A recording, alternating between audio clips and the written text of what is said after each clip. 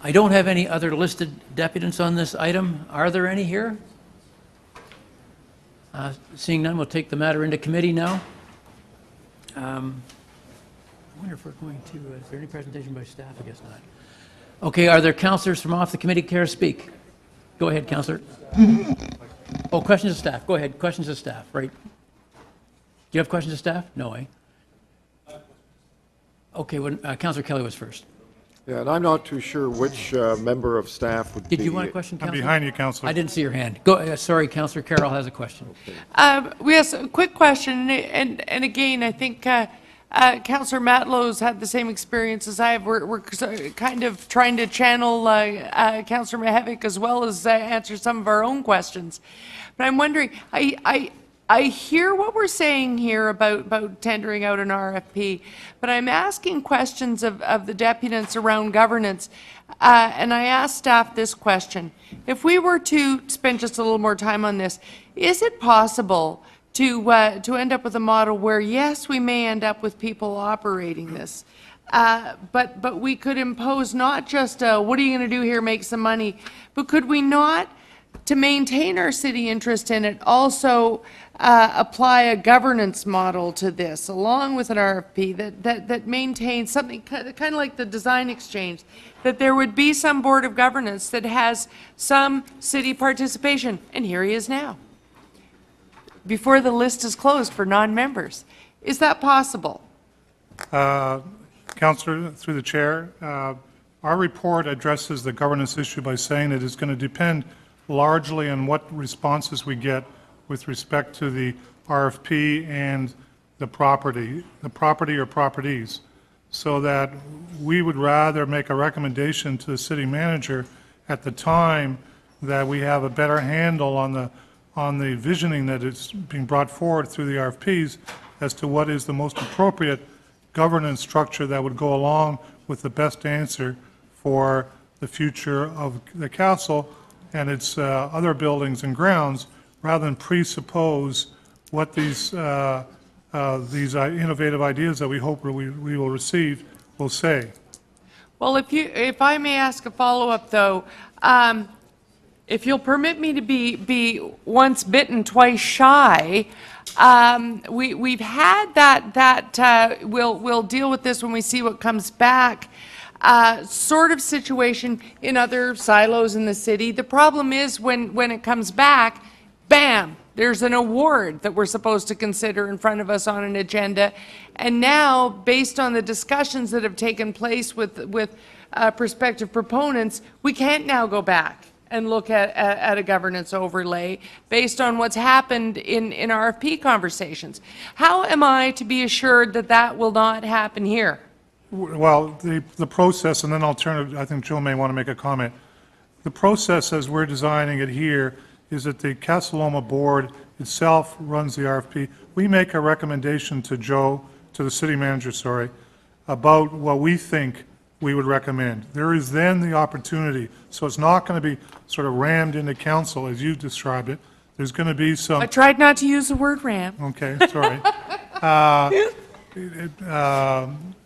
That there will be a period of time in which the city manager and his staff will be able to review the recommendations for the Casa Loma board and make the decisions or make some recommendations on the options for governance. It's obviously not the responsibility of the Casa Loma board, but it is the responsibility of the city and council to make the ultimate decisions on governance. Okay, thank you. Thank you, Mr. Chair. Thank you, Councillor. Councillor Mihevik, you had questions? Yes, I do. Thank you very much. First, let me just clarify, we are not losing money at the present time with Casa Loma. On the day-to-day operations, when you ignore depreciation, taxes, and rent, we are cash positive. Okay, so there is not a big rush to go in a direction that may need some tweaking and some further figuring out. That's what I'm basically hearing from a cash flow, from a cash point of view. Well, we can't move on anything, and we're in a very competitive world here from the point of view of the event space and the heritage space.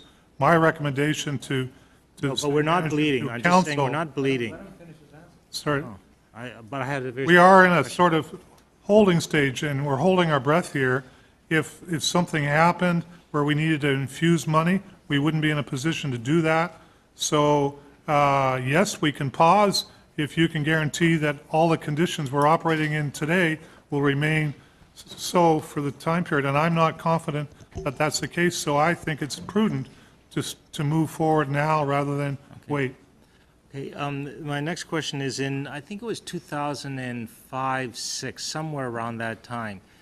A very, frankly, eminent group of folks from the business community, heritage, tourism community got together and were part of actually a staff-led group called the Casa Loma Advisory Committee. They recommended a multi-stakeholder board of fairly high-profile Torontonians representing different interests, basically be the governing body for the Casa Loma campus as a whole. Did your staff evaluate that, and what was, did it evaluate that? So I guess I'll repeat a little bit of the question, the answer I gave to council. That we didn't evaluate specific governance models because in our opinion, it is better to do that at the next stage, not at this stage. Because if you were to make a decision now on the governance model, you may preempt some good ideas that would come forward from people that might come forward to put money into the castle and that would be prepared to support it. Okay, so give me an example where an Art Gallery of Ontario type governance model, or Royal Ontario Museum, or Gardner Museum of Ceramic Art type governance structure would not be proposed given an RFP proponent that came forward. I'm just trying to imagine why one would not go with this and what kind of proposal might be developed. So each of the ones you just mentioned now are very, very dependent upon philanthropic contributions and government contributions. So they need their board is suited to their purpose and to their funding structure. We don't know yet what the funding structure will be for Casa Loma. And so I think that form follows function. We don't know what the function is yet, so we need to wait before we make decisions on form. My last question then is this a function of form follows function, or is this a case of you're putting the cart before the horse and you're trying to push the cart without knowing how you're going to govern the thing? I believe my form follows function is the correct simile to use here.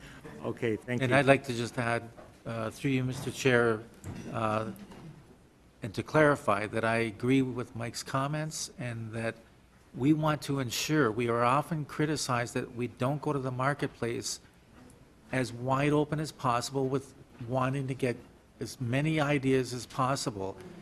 Those ideas will come back to council and you can make a decision through committee and council to make a decision.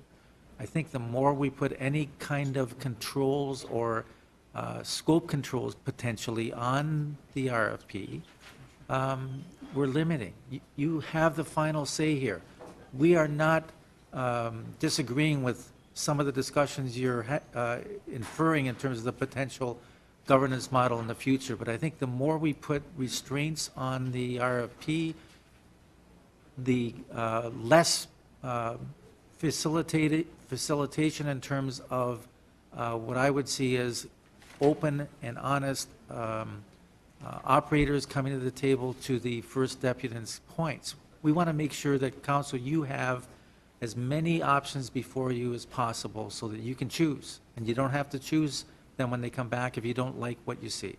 Okay, my last question, Mr. Chair. Well, you're past your time, Councillor. Thank you. Thank you. Councillor Matlow. So just to clarify through you, Mr.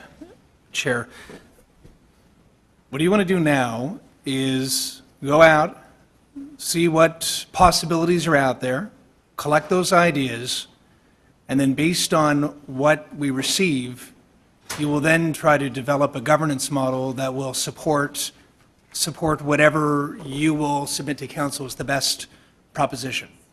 Is that fair? That's what my recommendation will be to the city manager. Right. And it's up to him to decide what to do.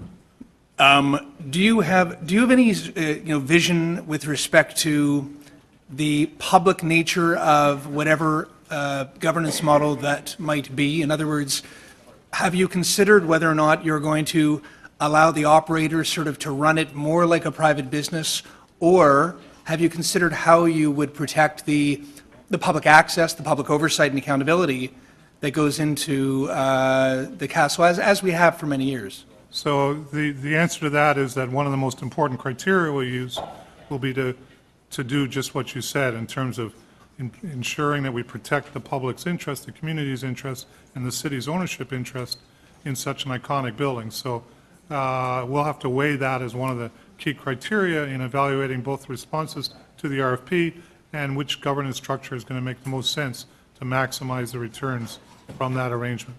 A while ago, we held a stakeholders meeting in my ward, and we had a whole array of different stakeholders, including both of the individuals who made deputations today. We asked them for ideas as well to contribute to the consultant's report that went into your advice. What are we going to do to go back to stakeholders and other Torontonians and other local residents as well who would like to contribute to the ultimate decision? So have you thought about a follow-up public meeting? Is there any type of consultation, or even just kind of going back to these people who we asked to invest in this discussion before we make an ultimate decision? I think, as we saw in the previous morning, that you can't over-consult. And so I think it makes a lot of sense to figure out how best we can build in that input from the public. We may be able to do something within the confines of RFP processes to do that both before, during, and during the consultation. Two more I quick. guess the answer is yes, I'm Yeah. open to that. Yeah, so you will? Yes. Okay. Two more quick things. Do you, you can confirm, though, obviously, that if council disagrees with what you bring forward as your recommendation ultimately, we can ask you to just go back to the drawing board, right? You believe in that? Well, there's in fact a step before that. My recommendation is to the city manager. So the city manager evaluates it from his and his staff's position, and then we'll bring forward what he feels is the most appropriate report to council, and then council has the ultimate report, or the ultimate decision. So there is those two checks. Indeed. We will And make then- sure we word all the procurement documents to allow us that freedom. Lastly, with respect to the governance model that you'd propose, what is the timeline that you would suggest? Well, that would come back at the same time as the response. We certainly, we would make that recommendation to the city manager at the same time we make a recommendation on the RFP process. Thank you. I've got a letter. Thank you, Councillor. Written around September. Okay, now I guess we could take it into committee.